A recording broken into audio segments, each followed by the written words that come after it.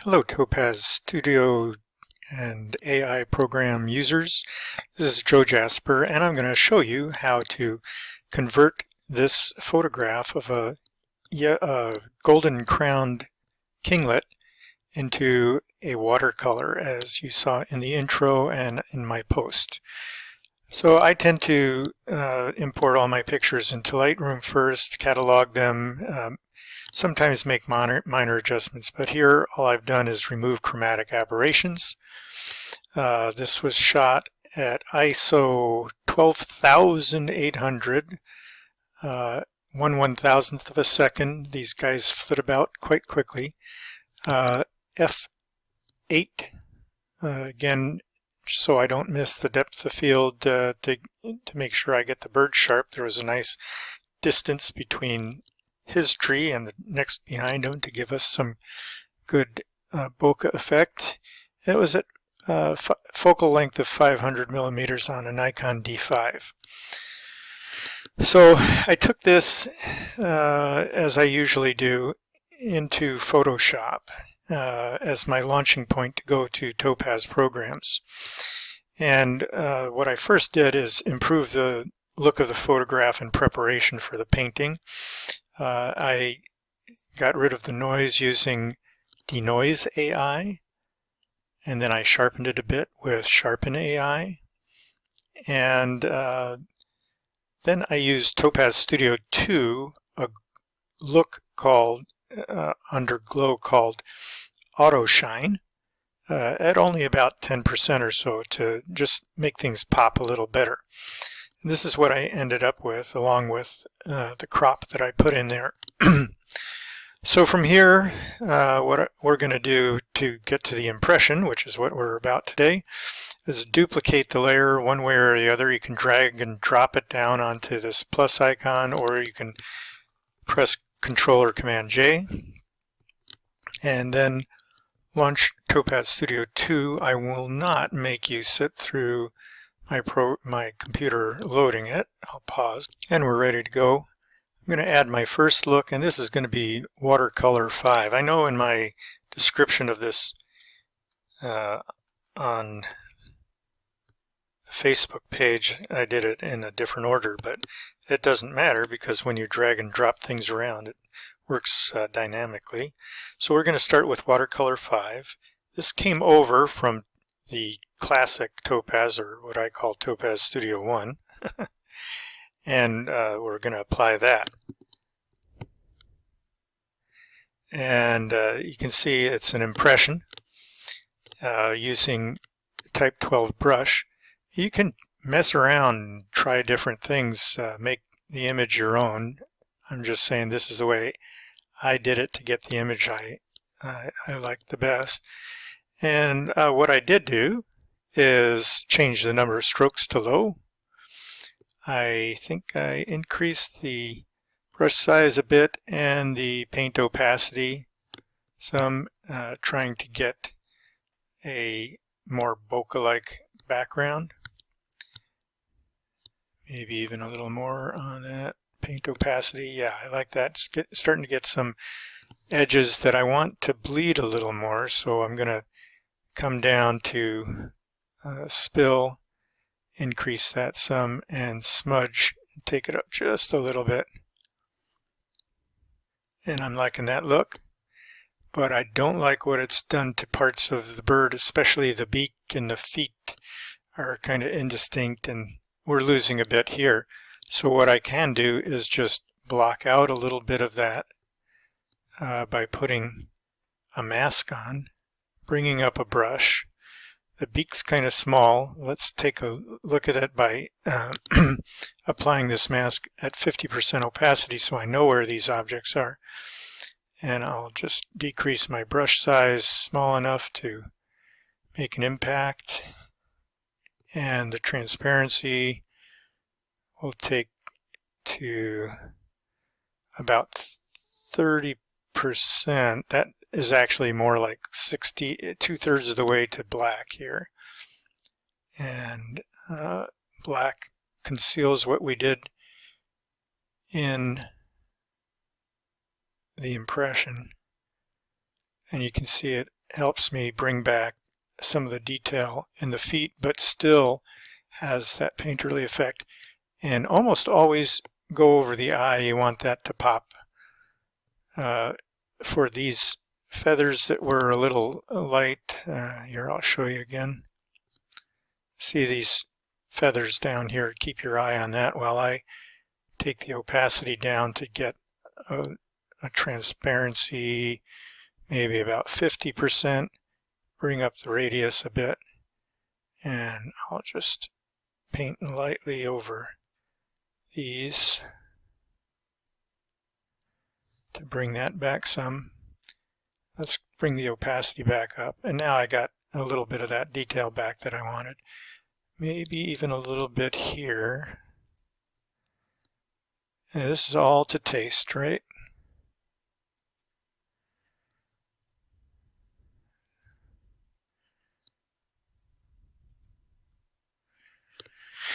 So I'm liking this so far.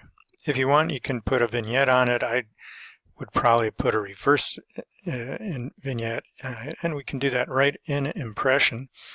If you find you're only rolling through the brushes here, click somewhere else, like here, next to number of strokes, and then come down. And you can get down to where it says lighting, where you can come down to vignette, apply a little vignette, roll down to where it shows the color and change it from black to either white or some other shade that looks like artist paper. And then, of course, we're going to reduce the strength of that because we don't need to blow it out. Reduce the roundness. And what I sometimes will do is take the transition down to 0, take the vignette strength up, and see what that looks like. If we roll back up to vignette itself, it'll show us size, and we can bring that in rather tight, or just kind of look at the edges and then bring up the transition. And you can see that's way too strong, but it's a nice effect. So I just want the bird to stand out more than the rest of the painting. Kind of like that. Now we're going to stop there for a sec and add a second look, and this one's going to be called wood carving, 2 separate words. This is another one that should come over for those of you who've had Topaz Studio 1 or Topaz Studio Classic. And you can see it gives a black and white effect, and you can use any sketch effect. So if you don't have wood carving, don't worry about it. You can get a similar effect here. I was just looking at some of the classical painting techniques and artists.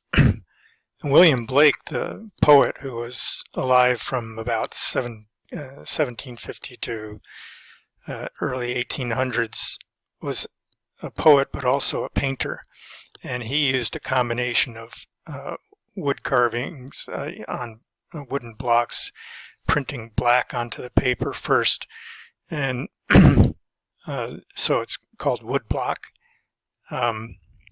And I kind of like that outline effect.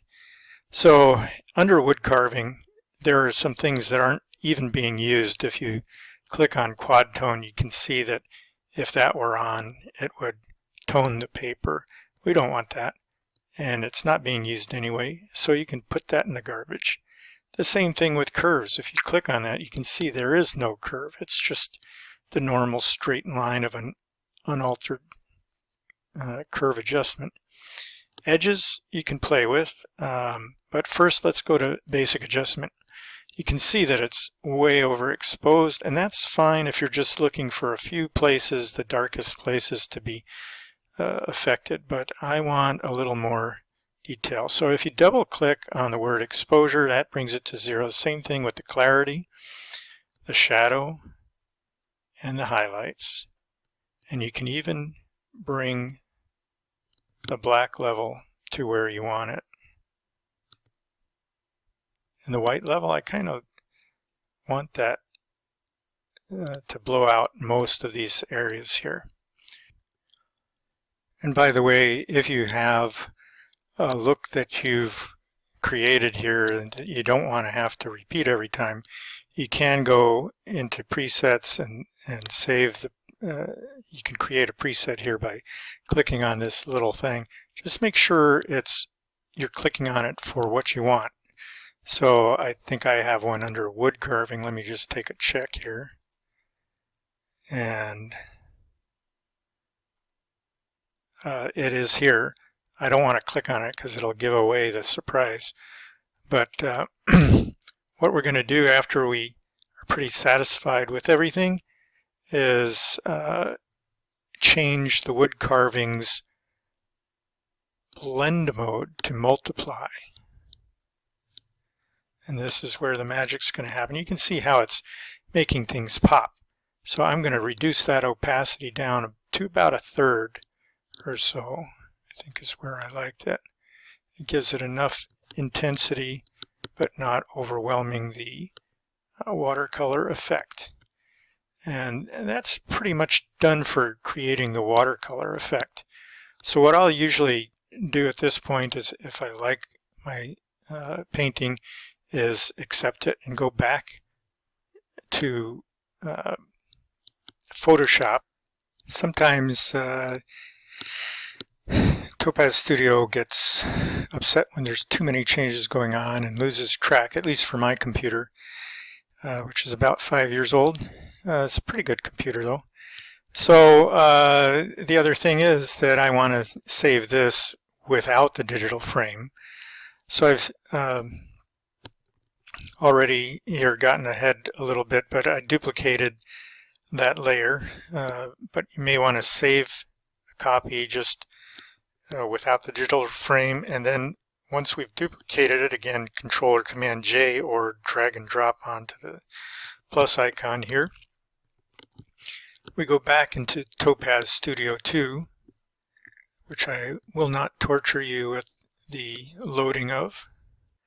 And my objective is to put this into a digital frame just to see what it would look like. So digital frames are under filters. So we click on, if we click on Add Filter, and you see there's groups here. Go down to the 3rd group and you'll see digital frames. And if you click on that, up comes this somewhat daunting number of sliders and choices that we have. Automatically it comes up with this frame, and that may be fine for most of you. Just if you don't like blue and you don't want black or something, you just can do a couple of things like this. You're off and running. But I like to dink around with a number of the settings, choose a different frame. Here I took black hole and put that in, and I'd still leave the saturation down, even though it really doesn't have much saturation to it. And you know, you can make it as bright as you want or whatever. But there's all these other settings up here, and first you start out working on the frame, how thick you want it and how big you want it. So frame size and frame to matte ratio, things like this that you can play with. The image depth, how much shadow you want and all, shadow strength, all these things you can play with. And once you get what you want, you can save the frame for later use for other images by clicking on this icon here of a little floppy, old 3 1/4 inch floppy disk. And I did that. So I can go down to presets here, and I can choose my frame that I used, and now I'm going to show you what those settings are. But first let me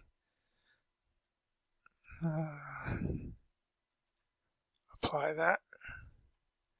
Okay, so it's applied. I should be able to come up here and show you what the settings are. So frame size, you can just pause and copy these if you want to. And you can see frame is the darker one. That means we're working on the frame, right? And here's the black hole. You can change the brightness of the frame if you want. Make it more of a silvery or brushed nickel look.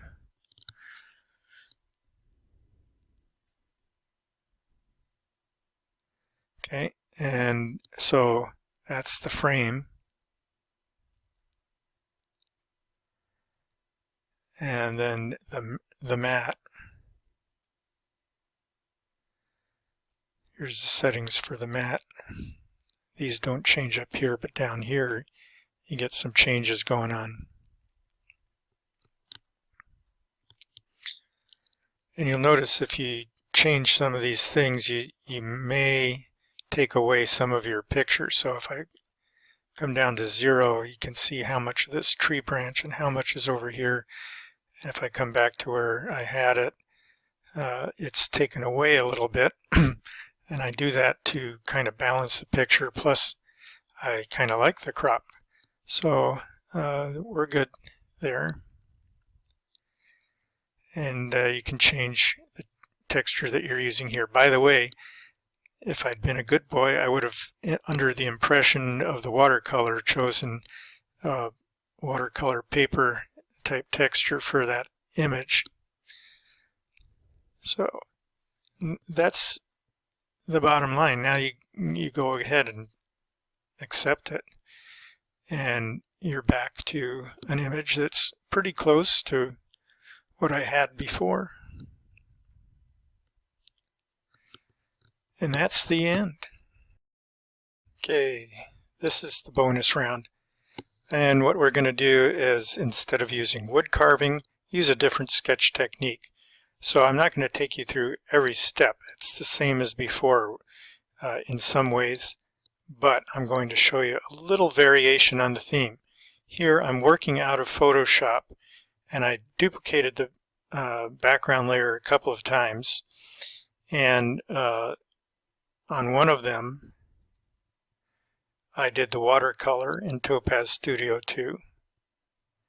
In another layer I used quick sketch. Get this. I used quick sketch and high number of strokes, but very low on the painting progress, like 15% or so. And I also reduced the coverage quite a bit and took the saturation out. And that gives us this concentration on the subject for the most part. You can sort of see what it is, but what this is going to do is highlight some of the details that are missing when we just look at the watercolor itself. But this is a technique that was indeed used by many of the artists. Even Van Gogh did some watercolors, and Winslow Homer. Look at some of his watercolors and you'll see that he used, I think, a pencil like graphite that was not in a true pencil form back then, but he used it to outline, sketch his subject, his plan for the painting, and then went back with the watercolors over that. And you can see the black lines show through.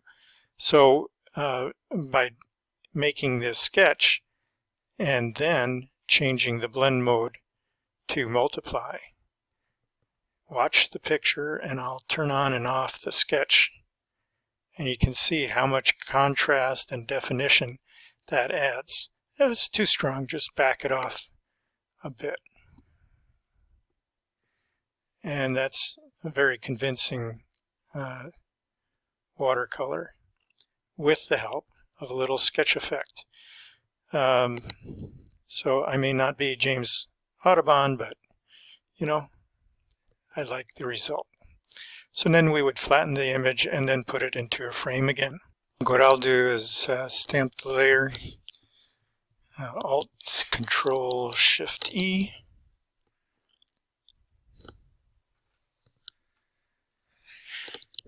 And then I can take that into Topaz Studio 2 and put my frame on it.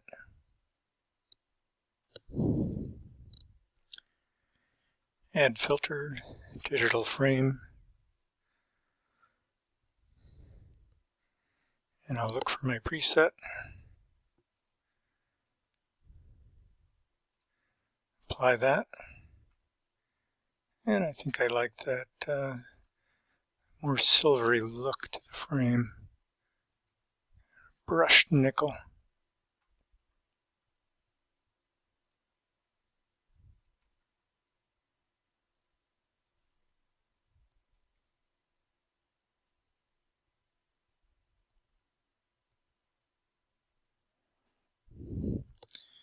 There we go.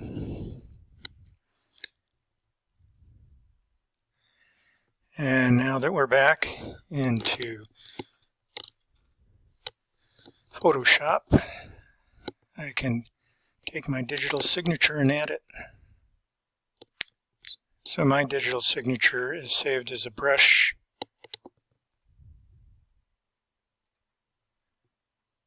And we want to reduce that size to something reasonable for the picture. Make sure that we're on normal and opacity and flow are 100. Make a new layer. I like to put it on a new layer.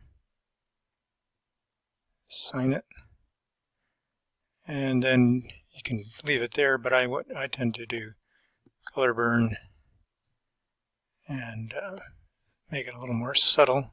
You can use whatever you want, multiply anything. Okay, and so if we flatten that, I can then save that out as an alternative. For this last example, I duplicated the original a couple of times again, used medium sketch at partial progress again, at multiply mode, also low coverage, and I placed the watercolor layer on top at partial opacity, and that's how I gained this look.